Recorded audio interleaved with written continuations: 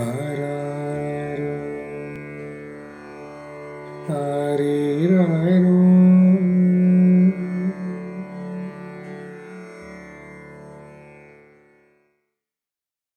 அம்மா ஒரு கதை சொல்லு.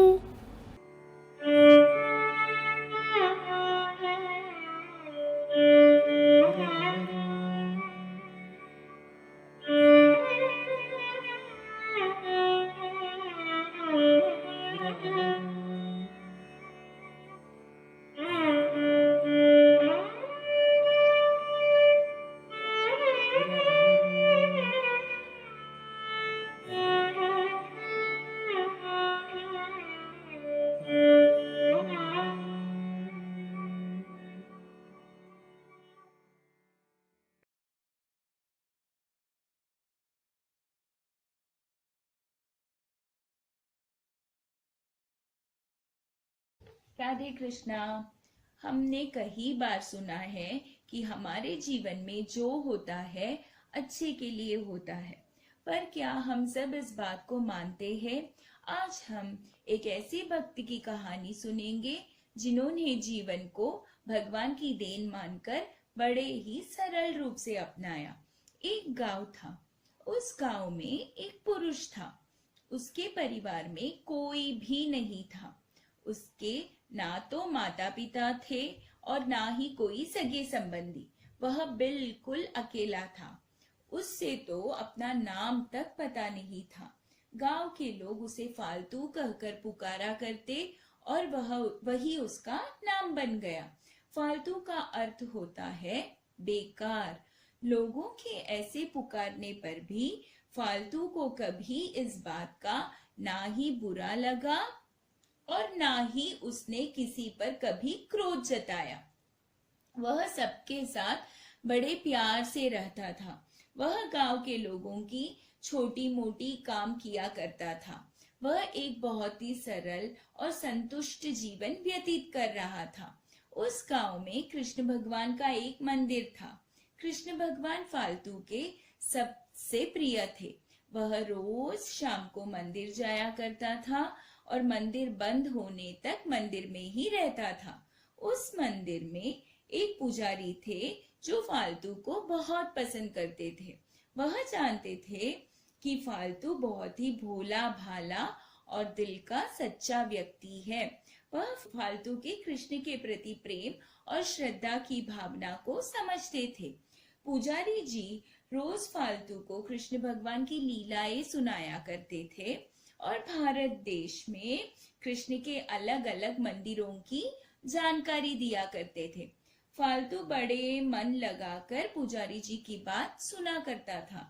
एक दिन पुजारी जी ने फालतू को भारत देश में हिमालयों में बसने वाले बद्री नारायण भगवान की कहानी सुनाई और बद्री नारायण के मंदिर की विशेषताएं बताई। प्रभु नारायण की बात सुनकर फालतू के मन में बद्री जाकर नारायण के दर्शन करने की इच्छा जाग उठी। उसने पुजारी जी के सामने अपनी इच्छा जताई तो पुजारी जी बोले, बेटा, अपने गांव से बद्री तो बहुत दूर है और बद्री जाने के लिए तुम्हें रुपयों की आवश्यकता पड़ेगी। फालतू ने कहा, पुजारी जी, मैं कुछ न कुछ काम करके थोड़े थोड़े रुपए इकट्ठा करूंगा और जब बद्री जाने के लिए पैसे जमा हो जाएंगे तब मैं बद्री नारायण से मिलने जाऊंगा। पुजारी जी जानते थे कि जो दिल से सच्चा होता है और जिसका निश्चय दृढ़ होता है उसके साथ स्वयं भगवान होते हैं। इसलिए पुजारी जी ने फालतू से कहा, बेटा, तुम हमेशा बद्री नारायण का स्मरण करना और कोई भी काम करते समय हमेशा अपने मन में नारायण नारायण नारायण नारायण नाम का जाप करते रहना। प्रभु नारायण जरूर तुम्हारी इच्छा पूरी करेंगे। अगले ही दिन से फालतू मजदूरी करने लगा। वह छोटा बड़ा हर तरह का काम करता। वह बड़े ध्यान से एक एक पाई जुटाने लगा। वह हमेशा अपने नारायण भगवान का स्मरण करता। अब उसके जीवन का बस एक ही उद्देश्य था, उसके जीवन का बस एक ही लक्ष्य था, बद्री जाकर प्रभु बद्री नारायण के दर्शन करना। पैसे इकट्ठा करने में फालतू को कई साल लग गए। अब तो फालतू की उम्र भी हो गई और बुढ़ापा भी आने लगा था। कई साल बाद बद्रीनाथ जाने के लिए फालतू के पास काफी पैसे जमा हो गए। वह सारे पैसे लेकर अपने गांव के मंदिर गया, अपने कृष्ण भगवान का नमन किया और कृष्ण भगवान से कहा कि मैं बद्री नारायण से मिलने बद्री जा रहा हूँ। वह पुजारी जी से भी मिला और उनका आशीर्वाद लेकर बद्री नारायण से मिलने निकल पड़ा। बद्री नारायण से मिलने की सोच से ही फालतू के खुशी की कोई सीमा ही नहीं थी। वह नारायण नाम का जाप करते हुए अपनी यात्रा कर रहा था। लंबी यात्रा के बाद एक दिन फालतू बद्रीनाथ पहुंच गया। दूर से मंदिर का गोपुर देख फालतू की आंखें भर आई। उसने अपने नारायण का धन्यवाद किया और मंदिर के ओर बढ़ने लगा।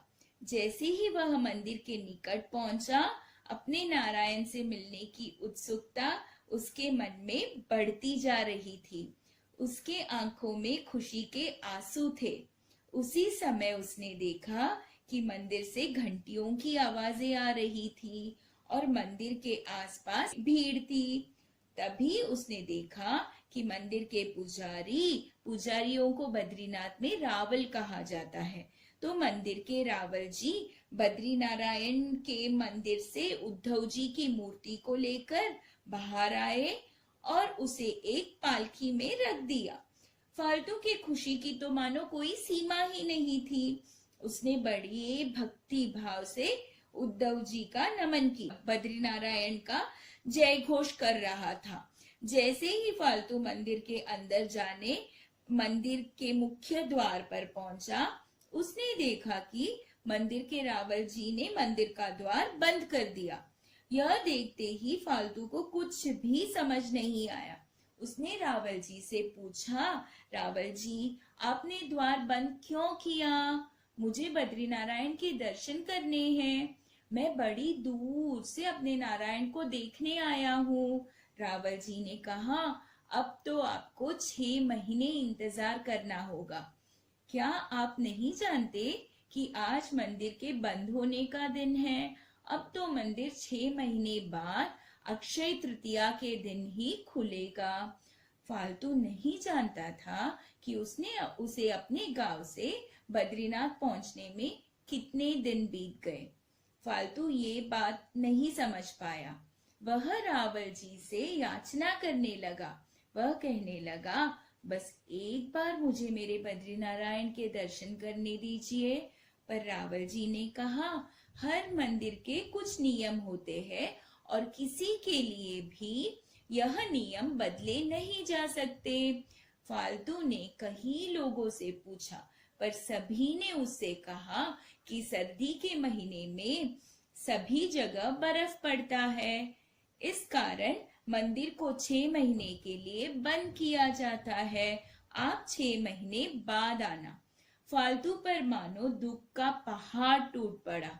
वह जोर जोर से रोने लगा। वह मंदिर के चारों तरफ घूम घूम कर देखने लगा कि काश कहीं से मेरे बद्री नारायण के दर्शन हो जाए। परंतु मंदिर बंद हो चुका था और सारे लोग मंदिर से जाने लगे थे।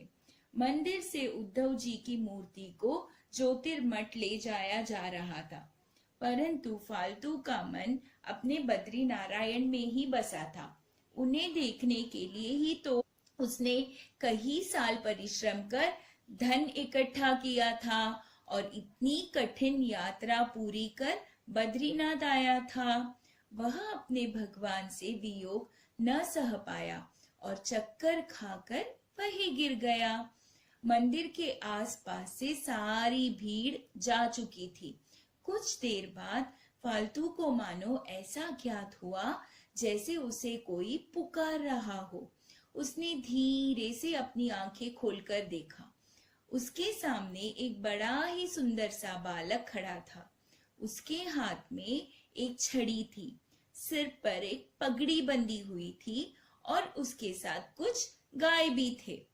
उसने फालतू को बुलाया, बाबा जी उठिए, आप यहाँ क्यों सोए हो? देखिए मैं आपके लिए गरम गरम दूध लेकर आया हूँ, जल्दी से यह दूध पी लीजिए।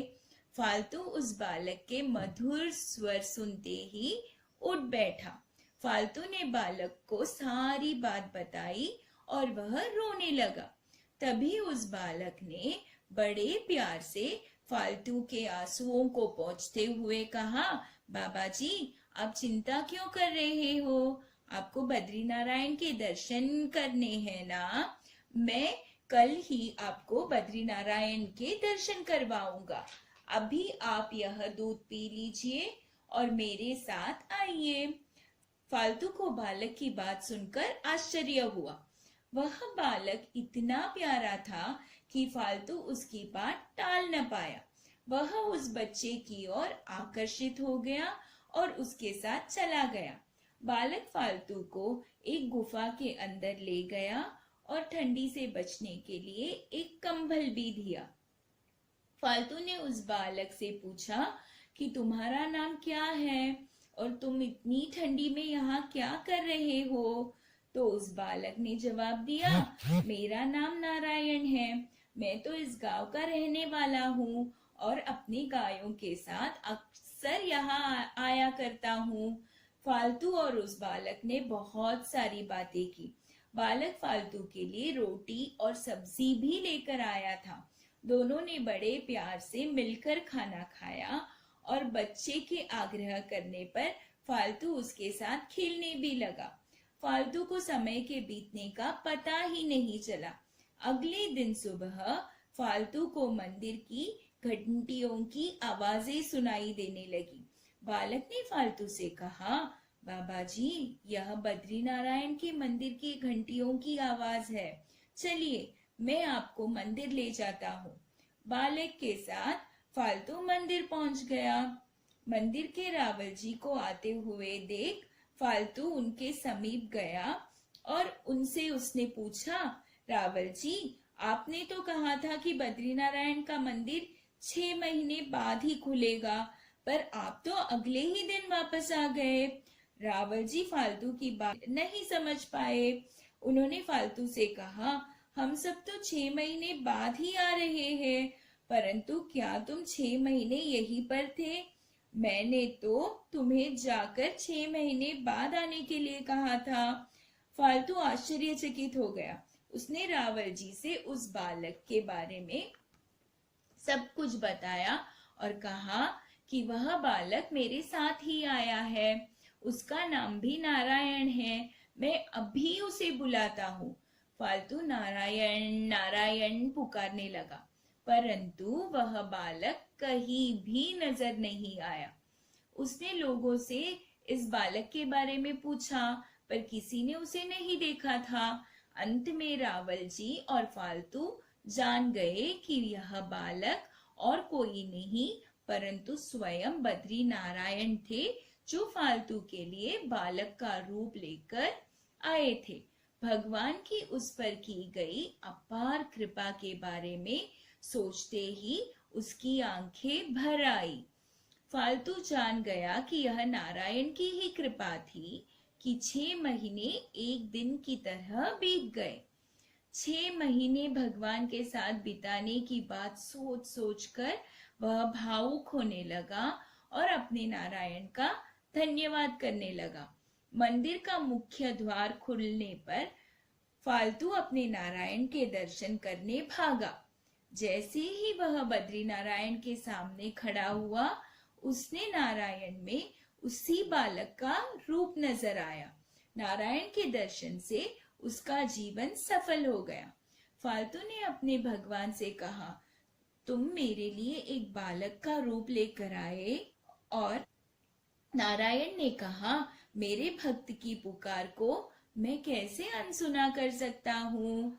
उस दिन बाद जब भी फालतू भगवान से मिलना चाहता, तब तक भगवान उससे मिलने जरूर आ जाते थे। इस कहानी में देखा जाए तो फालतू अकेला था और बड़ा धनी भी नहीं था, फिर भी वह अपने जीवन से बहुत ही संतुष्ट था।